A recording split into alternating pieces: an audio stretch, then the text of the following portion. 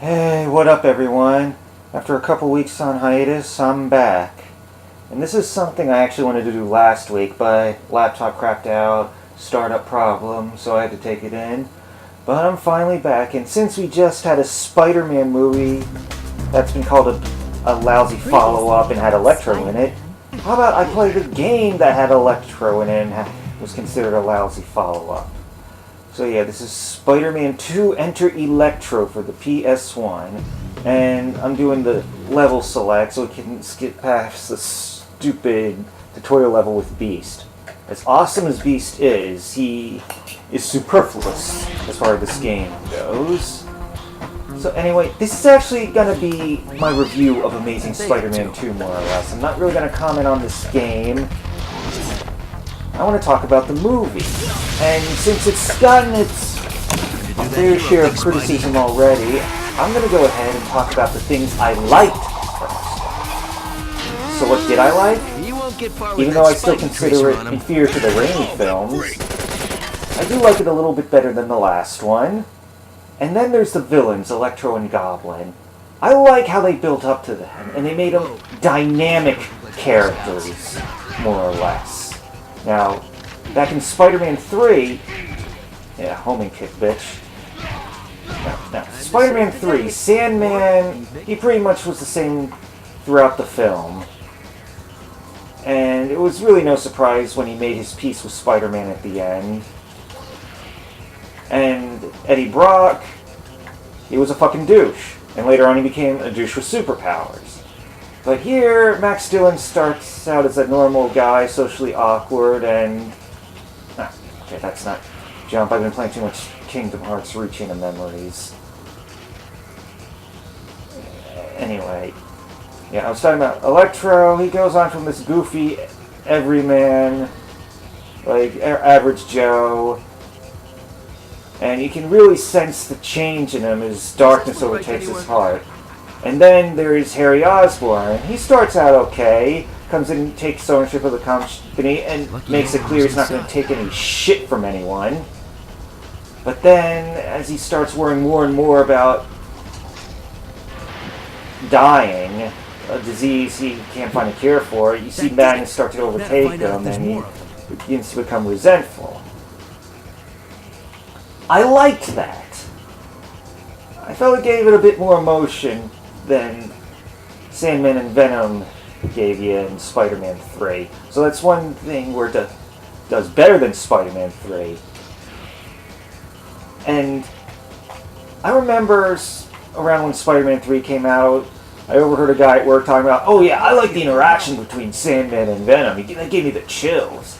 And yeah, it was pretty chilling. Yeah, but it was kind of brief.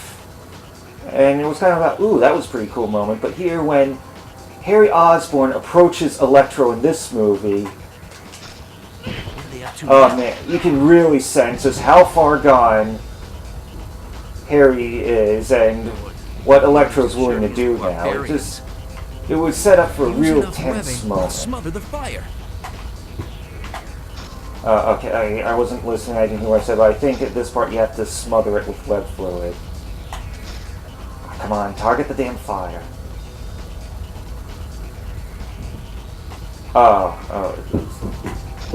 Come on, target the damn fire! You shouldn't just let that car burn. There. A little paint and Bondo should fix things here. Can I pick up the phone booth? No. Oh well. Okay, now let's talk about the movie. Yeah, I liked those are things I thought the movie did good, and I said the pacing was better. Oh, and goofy Spidey just being a jackwagon and just taunting everyone and just living it up.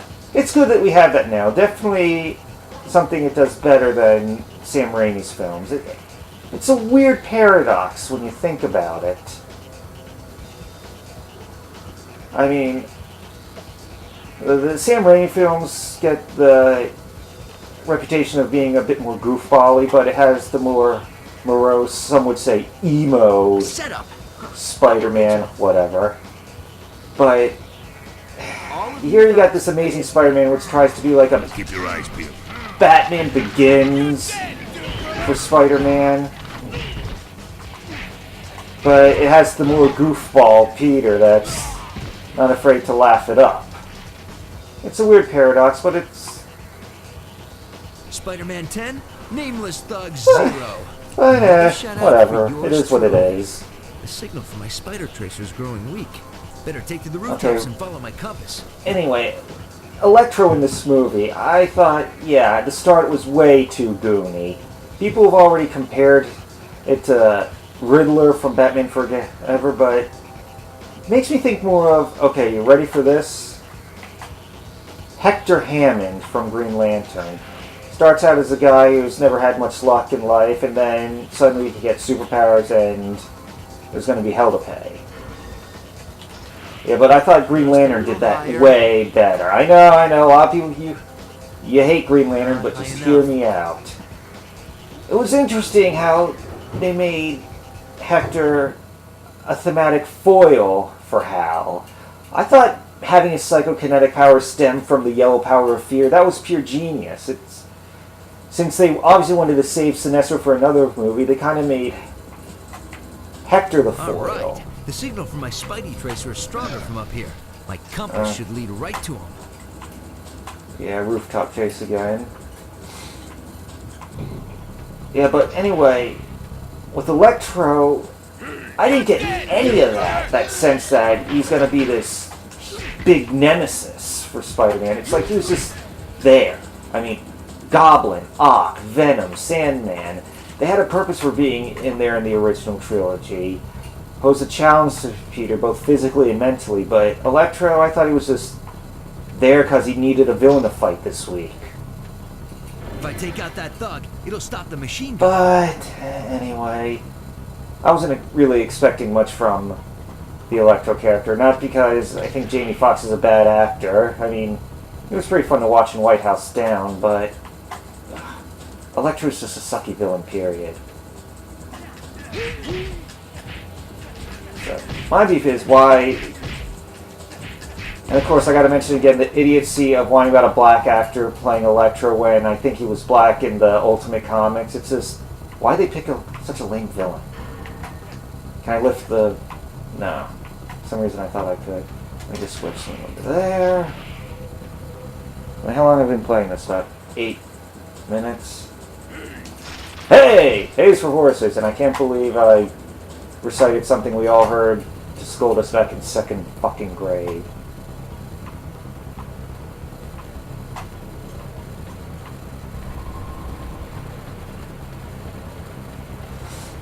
Don't look down. Don't look down.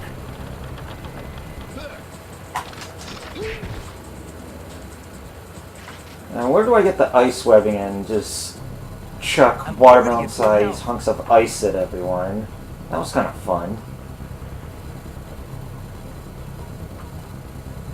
Okay, I covered the things I liked about Amazing Spider-Man 2, things that I thought didn't go so well, things that other comic book films, Spider-Man or otherwise, did better.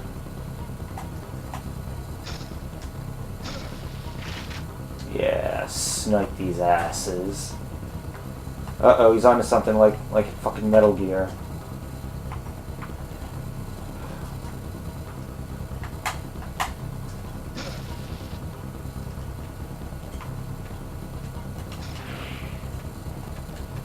Well, anyway, just kind of like just like Spider-Man 3 and Iron Man 2, it felt like there was just a lot of setup, so things would come together for a huge climax. But I still think Spider-Man 3 did that better, and then Iron Man 2, oh yeah, that was definitely way better with War Machine coming in and all the robot sentries gone berserk. Yeah, that was way more epic. You're dead, do-gooder!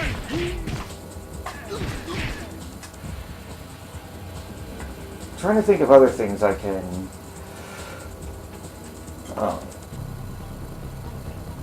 Everyone says that one of the high points was still the interaction between Emma Stone and what's his name, Andrew Garfield, but Something's not right around I here. still wasn't too sold on that. It kind of worked in the last one, but here I thought it was this kind kind of bogged things down. I was These kind guys of are bent on thinking, stopping me from catching that motorcycle. yeah, can we just get on with this Before we already? hurt someone.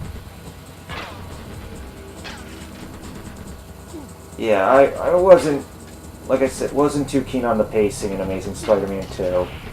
Not to say that wasn't better than the last one. I did not like the last one. I just thought it dragged in the middle big time. Okay, fucking camera. I couldn't see where I was going.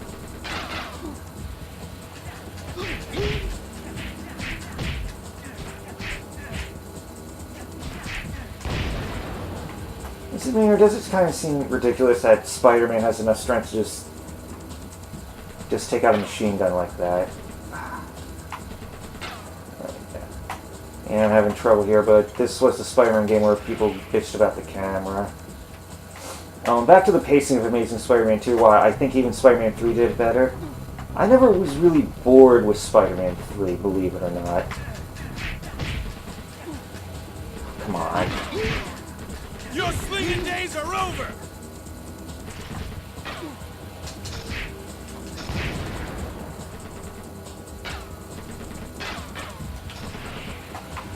Okay, what was I saying? Well, why was I fine with the pacing for Spider-Man 3? Because I never really was. Well, there were slow points, but That's all of them. how can I describe it? It's like motorcycle.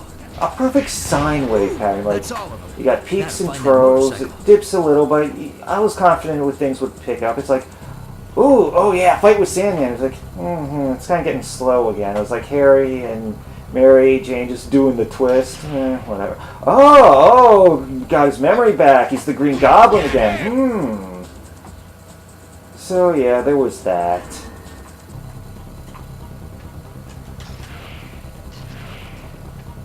Like I said, I don't hate the new movie. I thought it was a decent, good movie to hook up with your old buddies from college and just enjoy an evening. And skip this cutscene, but anyway, I've said all I really wanted to say. I mean, I'm gonna play a little more of this, and then I'm gonna hang it up. I've had my 2 cents about the next Spider-Man movie. So I beat up on these brown-haired Duke Nukem clones. Seriously, look at these things. What else are they supposed to be? Alright, I'll just finish webbing them up then. All eyes on me. Oh, I feel special. And then, exactly 10 years after this, there was an add-on to a Duke Nukem game that was about his clones.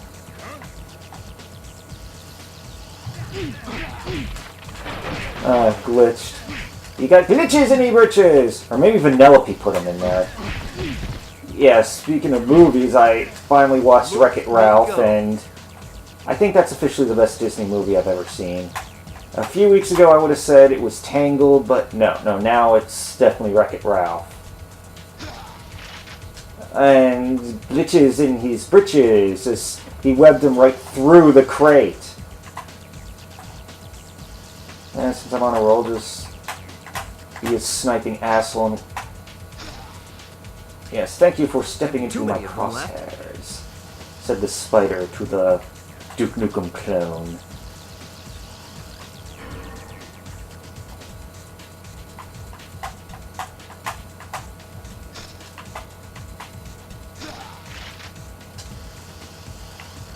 Anyway, what other movies are coming out soon? Well, yeah, Godzilla is out now by the time you watch this. But I'm going to wait a week. I'm going to Gainesville next weekend. I'm going to see it with my uncle. I'll have to pre-record something even further in advance for next week's Saturday morning gaming. But, yeah, I already pretty much know what it'll be. Is there any more guys?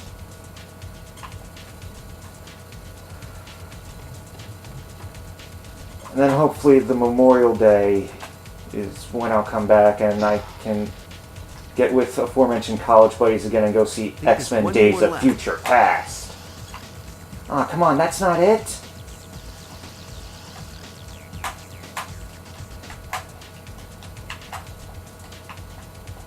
Come on, web up there. do whatever a spider can, damn it. Oh, do I gotta get on top like this? None of you guys can reach the ceiling, can you? Oh, thanks. Ah, oh, there he is. What, no more? And what? No more video? Anyway, that was Spider-Man 2 Enter Electro, Alright, Chuckles. You're gonna and that was pretty much my take on Amazing Spider-Man 2. thought you'd say that. Sorry, I'm not very coherent right now. It's kind of hard to do a review of a movie while you're concentrating on playing a game that's very similar at the same time. They said something about an airfield. Hangar 18. It's all I know, I swear. Now there's a good thug. You see? You're not as dumb as you look. Oh, fast fact. The guy who voices Spider-Man here, since we're talking about Disney movies earlier, guess who else he voices? Eric from Little Mermaid and Prince Charming from Cinderella. I shit you not. Shocker! And on that little bit of trivia, I'm finally gonna sign off. See you next week, hopefully.